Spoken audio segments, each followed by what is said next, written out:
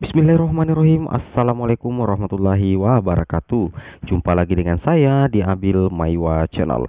Jadi teman-teman, channel ini adalah merupakan channel pendidikan tempat kita berbagi tentang aplikasi pendidikan, Microsoft Office, serta tips dan triks komputer. Jadi pada video kali ini teman-teman, kembali lagi admin akan berbagi sebuah video informasi terkait 3 keistimewaan P3K Guru tahap ketiga, sangat berpihak ke guru honorer, ada perubahan aturan tahap ketiga. Nah, oke, jadi berdasarkan judul video ini, di sini ada 3 keistimewaan P3K Guru tahap ketiga yang semestinya teman-teman guru honorer harus memahami terkait tahap yang ketiga ini, bahwasanya ada perubahan aturan dari tahap kedua ke tahap ketiga. Tentunya aturannya sangatlah berbeda teman-teman ya. Oke, tanpa berbasa-basi lagi, kita langsung saja ke informasinya.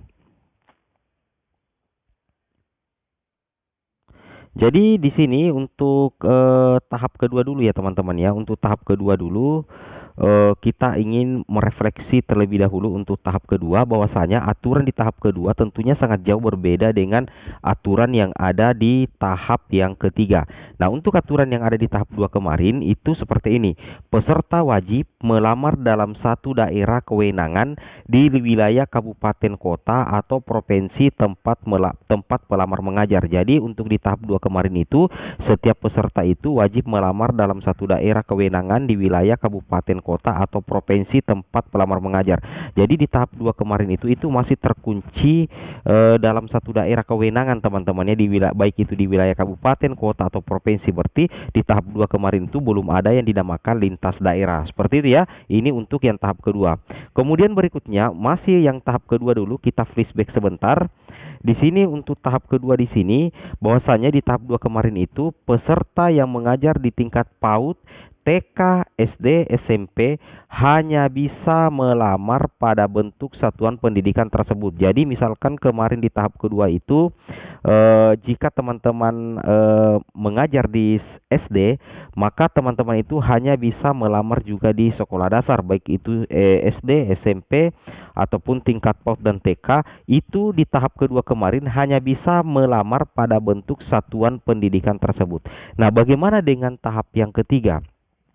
Nah, tentunya di tahap yang ketiga nanti itu sudah jauh lebih bebas lagi teman-teman ya. Tidak ada lagi ketentuan bahwasanya kita melamar pada bentuk satuan pendidikan tersebut. Jadi guru SD itu bisa melamar ke SMA, guru SMA bisa melamar ke SD sepanjang itu linier dengan ijazah dan sertifikat pendidiknya. Seperti itu teman-teman ya. Itu yang semestinya teman-teman pahami sekalian ya, bahwasanya nantinya itu sudah tidak ada lagi ketentuan bahwasanya kita melamar pada bentuk satuan pendidikan berdasarkan tempat mengajar teman-teman. Nah, intinya nantinya itu sepanjang ijazah teman-teman itu linier, maka teman-teman bisa melamar pada bentuk satuan pendidikan yang berbeda. Seperti itu teman-teman ya. Itu yang harus teman-teman pahami nantinya di tahap ketiga. Nah, kemudian kita lanjut lagi. Nah, kita lanjut lagi, masih di tahap kedua. Di tahap kedua itu begitu juga peserta yang mengajar di tingkat SMA, SMK, SLB hanya bisa melamar pada bentuk satuan pendidikan tersebut. Ini berlaku di tahap kedua. Jadi waktu tahap kedua kemarin, guru SMA, guru yang SMK, SLB hanya bisa melamar pada tingkatan SMA atau SMK atau SLB. Nantinya di tahap ketiga itu guru SMA, SMK, SLB itu bisa melamar di SMP atau di SD sepanjang linier dengan formasi yang dilamar berdasarkan ijazah dan tentunya sertifikat pendidik yang berlaku teman-teman ya. Seperti itu. Itu yang harus teman-teman pahami. Kemudian kita lanjut lagi. Nah, di tahap kedua kemarin, tentunya teman-teman pahami dulu ya. Di tahap kedua kemarin itu tidak ada istilah optimalisasi pengisian formasi kosong. Nah, perlu teman-teman pahami bahwa tahap optimalisasi itu nantinya berlaku setelah dilaksanakan seleksi P3K Guru tahap yang kedua. Nah, di sini muncul pertanyaan besar, Bang, apabila kita tidak mengikuti seleksi tahap ketiga, apakah kita bisa mengikuti optimalisasi formasi? Jawabannya itu tidak teman-teman ya. Ketika teman-teman tidak mengikuti seleksi tahap kedua, maka teman-teman juga tidak bisa mengikuti optimalisasi pengisian formasi kosong. Karena untuk mengikuti optimalisasi formasi kosong, teman-teman wajib mengikuti seleksi P3K tahap yang ketiga. Itu sudah pernah dibahas di video sebelumnya yang sumbernya itu dari jpnn.com. Seperti itu teman-teman ya, itu yang harus teman-teman pahami. Kemudian kita lanjut lagi. Nah, di sini untuk tahap yang ketiga. Nah, untuk tahap yang ketiga, perbedaan dengan tahap kedua, aturan terbaru untuk tahap yang ketiga adalah pelamar dapat memilih kebutuhan P3K di seluruh sekolah wilayah Indonesia yang belum terpenuhi pada seleksi kompetensi 1 dan seleksi kompetensi 2 sesuai sertifikat pendidik atau kualifikasi pendidikan pelamar. Seperti itu teman-teman ya.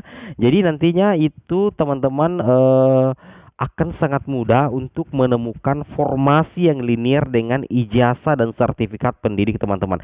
Seandainya nantinya di kabupaten, kota atau provinsi teman-teman itu sudah tidak ada formasi yang linear dengan ijazah dan sertifikat teman-teman, maka teman-teman itu bisa memilih kebutuhan P3K di seluruh wilayah Indonesia. Seperti itu ya. Jadi tidak ada ketentuan. Nantinya di tahap ketiga itu sifatnya itu adalah bersifat nasional teman-teman ya. Nantinya itu bersifat nasional. Saya ulangi, itu bersifat nasional. Jadi teman-teman dapat memilih kebutuhan P3K di seluruh sekolah wilayah Indonesia yang belum terpenuhi pada seleksi kompetensi 2 dan seleksi kompetensi 1 dan 2 sesuai sertifikat pendidik atau kualifikasi pendidikan pelamar. Seperti itu teman-teman ya. Baik, kita coba lanjut lagi untuk tahap yang ketiga. Nah, untuk tahap yang ketiga di sini ada perbedaan yang sangat mendasar. Nah, jadi untuk di tahap yang ketiga nantinya peserta yang mengajar di tingkat SMA ya. Jadi peserta yang mengajar di tingkat SMA itu bisa memilih formasi di tingkat sekolah dasar, SMP dan lain-lain. Begitu juga rekan-rekan guru yang mengajar di SD, SMP itu bisa melamar di SMA sepanjang ya, saya ulangi, sepanjang ijazah teman-teman itu ataupun sertifikat pendidik teman-teman itu linear dengan formasi yang teman-teman ingin daftar. Seperti itu teman-teman ya. Jadi nantinya ini ada kebebasan ya, ada kebebasan di tahap ketiga bahwasanya peserta yang mengajar di SMA itu bisa memilih formasi di tingkat SD, SMP dan lain-lain. Ini sangat luar biasa sih sebenarnya teman-teman ya, dan tentunya ini menjadi peluang emas bagi teman-teman untuk lolos menjadi guru ASN P3K. Kemudian di sini di tahap yang ketiga nantinya itu akan ada optimalisasi pengisian formasi kosong. Nah, ini yang harus teman-teman paham ya, bahwasanya nantinya di tahap ketiga itu akan ada optimalisasi. Nah, kapan optimalisasinya itu? Menurut peraturan Permenpan RB nomor 28 tahun 2021, optimalisasi formasi itu dilaksanakan setelah pelaksanaan seleksi P3K guru tahap yang ketiga. Itu yang harus teman-teman pahami sekalian ya. Nah, terkait dengan optimalisasi formasi, di sini teman-teman bisa memahami ya. Nah, bisa teman-teman pahami. Nah, di sini ya, ini yang aturan tahap ketiganya. Di sini peserta mengajar bisa memilih formasi di tingkat SD, SMP dan lain-lain. Ada optimalisasi pengisian formasi kosong. Seperti itu teman-teman ya. Nah, seperti itu. Nah, sekarang kita coba cek di sini informasinya. Ya.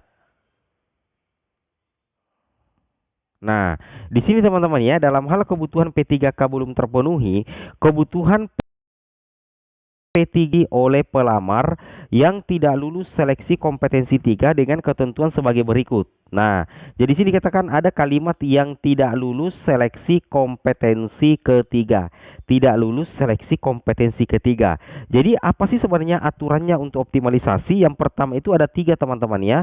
Yang pertama adalah memenuhi nilai ambang batas dan berperingkat terbaik. Nah, itu yang pertama. Kemudian jabatan yang akan diisi adalah jabatan yang belum terpenuhi pada bentuk satuan pendidikan lain yang sama dengan jabatan dan bentuk satuan pendidikan yang dipilih pelamar pada seleksi kompetensi ketiga. Dan yang bagian C itu adalah bentuk satuan pendidikan yang akan diisi berada dalam satu wilayah kewenangan penyelenggaraan pendidikan. Ini adalah 3 garis besar aturan optimalisasi formasi secara resmi, teman-teman ya. Itu yang harus teman-teman pahami. Baik, mungkin cukup sampai di sini videonya. Semoga bermanfaat. Assalamualaikum warahmatullahi wabarakatuh.